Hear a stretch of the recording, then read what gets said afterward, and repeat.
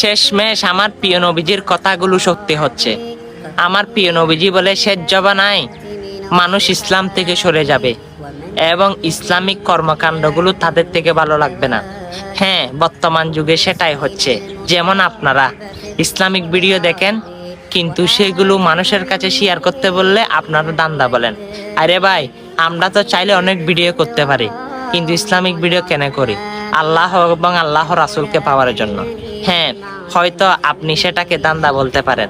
অবশ্যই আজকে আপনি যদি জান্নাত পেতে চান, সেই জান্নাতের দোয়াটি সকল মুসলমানের কাছে ছড়িয়ে যান। অবশ্যই বিনা হিসাবে জান্নাত কে না পেতে চাই, আপনিও পাবেন। আল্লাহুম্মা ইন্নী আসআলুকা জান্নাতা বিগয়রি হিসাব। হ্যাঁ, অবশ্যই অনেক ভিডিও শেয়ার করেন।